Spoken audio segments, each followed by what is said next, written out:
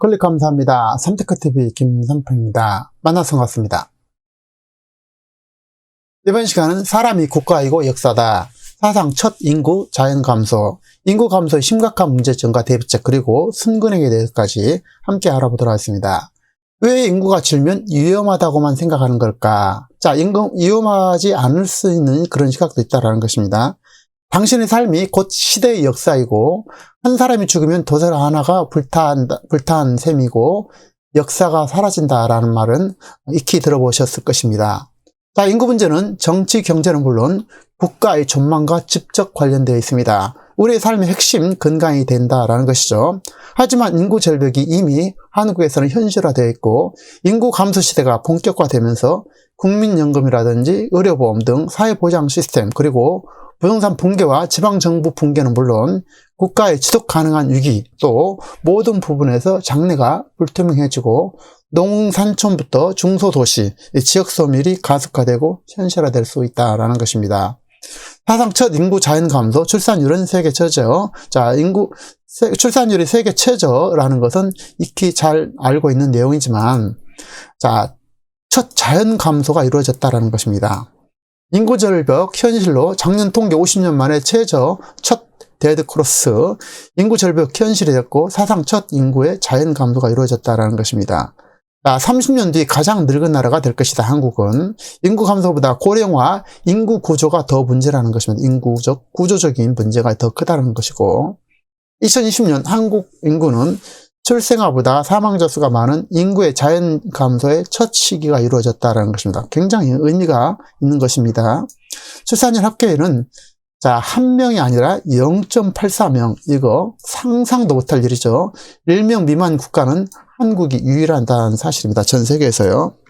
자, 통계청 2020년 인구 동향조사 발표에 따르면 출생아 수가 줄고 사망자 수는 늘고 33,000명이 최초로 자연 감소가 이루어졌다는 것입니다. 출생아 수 1년 전보다도 10% 줄어서 37개 OECD 회원국 중 한국 출산율은 자, 전부터 계속 꼴찌인데 터무니없이 이제 꼴찌라는 것입니다.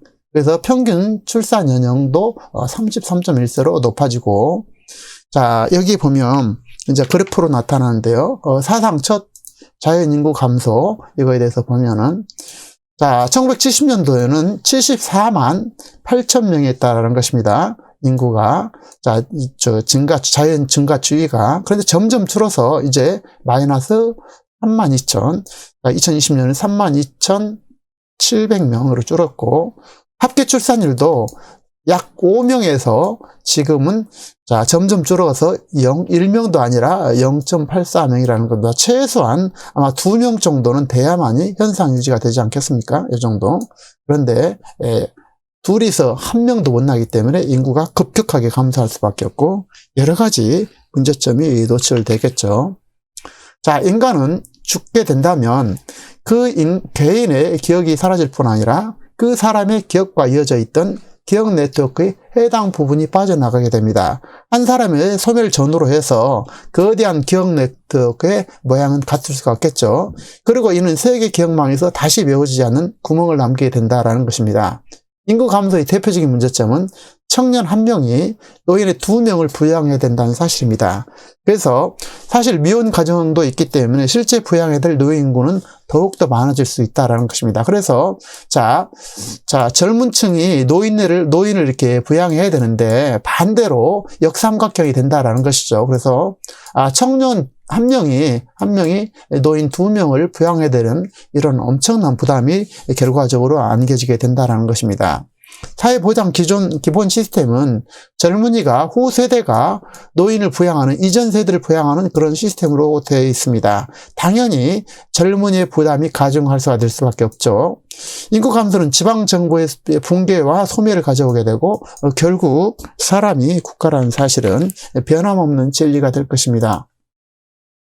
자, 인구가 감소되게 되면 젊은이는 물론 노인들마저도 도시로 몰리게 되는데요. 인구 감소는 세금과 국민연금, 건강보험 등 사회보험 시스템, 사회보장 시스템의 붕괴로 이어지게 되고, 교육이 무너지게 되고, 모든 것들이 여기와 관련되어 있죠, 인구와. 그래서 부동산도 무너지게 되고, 지방정부는 물론 국가의 존재에 위협을 가하는 등 구조적인 모든 것을 악화시킨다는 사실이 되겠습니다.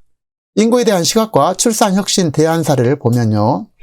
인구 감소는 사회에 위험하다는 착각도 될 수 있다는데요. 자, 이 부분을 한번 살펴봤으면 좋겠습니다. 우치다 다스루 편저 이 책에서는 일본 오가야마현 나기초 마을은 도시와 지방의 격차를 줄일 혁신적인 대안으로 주목할 만한 사례를 이야기하게 되는데, 인구 6,000명 정도의 나기초 마을은 2014년 기준 일본에서 가장 높은 출생률을 기록하면서 유명해졌다라는 것입니다.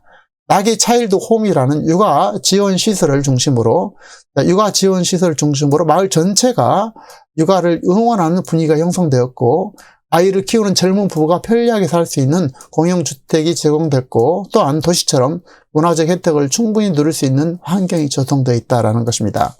자, 결국 도시와 지방의 격차는 줄고 출산율을 높여서 인구 감소 사회 문제를 헤쳐나갈 방안은 결국 사람에게 있다는 것을 시사해주고 있다는 것입니다. 출산 문제는 한 국가의 정치적, 경제적 위기 상황 이전에 평범한 사람들의 현실적인 문제에 더 집중하고, 자, 정치 경제가 아니라 평범한 사람들의 현실적 문제에 집중하고, 미래 세대가 행복한 삶을 살아가기 위해서 필요한 부분이 무엇인지 찾아낸다면 인구 감소 사회의 미래는 긍정적으로 달라진다는 것이 되겠습니다. 저성장 시대를 맞이하는 지금 축소되고 감소하는 것은 너무나 또 자연스러운 현상인데, 성장만 고집하는 모든 체제에서 한 발짝 물러나서 사람이 생기를 갖고 살아갈 수 있는 사회, 또 위기가 와도 무너지지 않는 사회를 마련한다면 미래 세대는 충분히 행복하게 살아갈 수 있다라는 것이 이 책의 핵심적인 내용이 되겠습니다. 그래서 또 다른 방향으로 우리가 생각해 볼 수 있다라는 것이죠. 하지만 종합적으로 본다면은, 자, 인구가 준다면은 인구 감소는 국가의 지위를 약화시키고 이렇게 이제 모든 것을 이제 낮아지게 할 수밖에 없죠. 1인당 소득을 놓고 보면 유럽의 룩셈부르크가 중국보다 몇 배 앞서지만 국제사회에서는 존재가 거의 미미한 것과 마찬가지라는 것입니다. 아시아, 남미, 아프리카 등 신흥국들의 경제 발전으로 선진국가 1인당 소득 격차가 줄게 되면 인구가 국력에 더 중요한 요인이 될 수밖에 없다라는 것입니다. 자, 지난해 우리나라 인구가 사상 처음으로 자연 감소했는데, 저출산 고령화 영향으로 출생아 수가 1970년 관련 통계 작성 이래 가장 적었던 반면 사망자 수는 역대 최대로 많았다는 것입니다. 한마디로 합계 출산율은 0.84로 사상 최대치를 기록했고, 사망률은 높아졌다라는 것이죠. 그래서 인구의 자연 첫 감소가 이루어진 것이고, 인구 감소의 원인은 저출산이 핵심이 되겠습니다. 저출산. OECD 개발 회원 중 최하위를 기록했고, 심각한 것은 앞으로 개선의 여지는커녕 더 심화될 것이라는 데 있다라는 것입니다. 심지어 6.25 전쟁 중 기간에도 1%대 출생률도 못 미쳤는데, 여기보다도 이제 전쟁 중보다도 더 출산을 적게 한다라는 것입니다. 더구나 취업난, 집값 상승에 따라서 더더욱이나 이제 코로나 등으로 결혼 기피 현상이 가속화되고 심해져서 내년에는 2021년도, 2022년도는 출생자 대비 사망자 격차가 더 늘어날 것이 거의 확실시되고 있다라는 것입니다. 자, 통계청에 따르면 2020년 출생자 수는 27만 5천 명으로 전년 대비 3만 2천 명이 줄어든 반면, 사망자 수는 30만 7천 명으로 전년 대비 9,269명이 늘었고, 이에 따라서 작년 말 기준 주민등록 인구는 5,182만 9천 명으로 2만 833명이 줄어서 사상 첫 마이너스를 기록했고, 지난해 출생아 수는 전년 대비 10%가 줄었고, 사망자 수는 3.4% 늘어서 각각 역대 최소치, 각각 역대 최대치 사망률을 보이고 있고, 출생률 최소치를 보이고 있다라는 것입니다.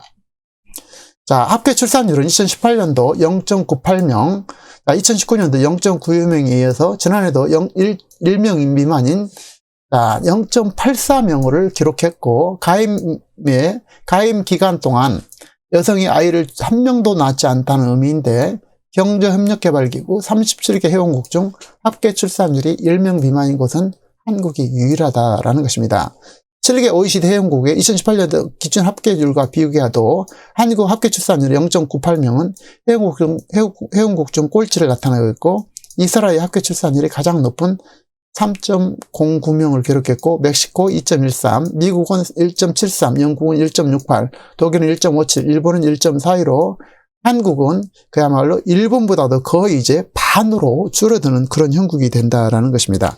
매우 심각하지 않을 수 없죠. 이 문제만 본다면요.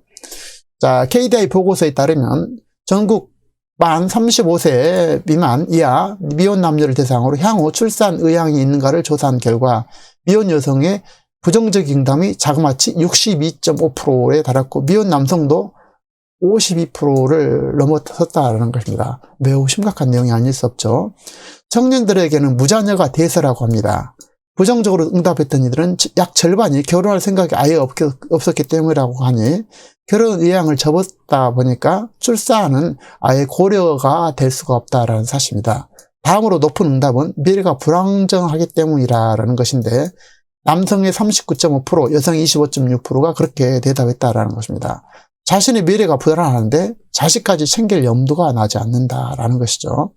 정부는 지난해 12월 제4차 저출산 고령화 사회 기본 계획을 수립하고 2022년도부터 출생아부터 영아수당을 도입해서 2025년도 50만 원 지급한다고 하나, 이는 결코 근본적인 대책이 아니라는 사실입니다. 이러한 추세라면 우리나라는 2050년 되면 일본을 훨씬 추월해서 세계 제1위 고령 국가가 되고, 2067년이 되면 노인 인구 비율이 46.5%가 돼서 2명 중 1명이 노인이 되는 그런 시대에 살게 된다는 것입니다.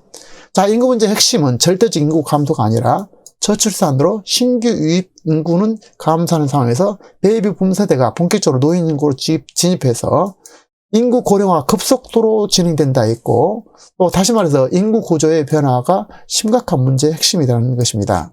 인구 문제는 절대적인 인구 감소보다 일자리라든지 연금 문제 등을 야기시킬 고령화 비율, 즉 인구 구조가 더 큰 문제라는 것이고, 인구는 감소하는데 계속해서 공무원 숫자는 늘고 복지 지출은 급격히 늘고 있는데, 공무원 증원, 공공부문 확대로 인한 연금과 보험, 건강보험, 사회복지 비용 등 사회적 비용 증가는 자, 구조적으로 매우 큰 문제를 계속해서 이야기하고 있다는 것입니다. 자, 그래서 이 심각한 문제를 빨리 해소하지 않고서는 더욱더 큰 문제가 될 것 같은데요. 자, 공무원 증원과 공공부문 확대는 지금이라도 멈춰야 할 것이고, 공무원 수를 획기적으로 줄이고 공공부문 개혁은 물론 젊은이들이 마음껏 결혼하고 출산한 근본적인 개혁이 수반돼야 할 것입니다. 자, 서울시장 출마 허경영 매월 150만 원 지급하겠다.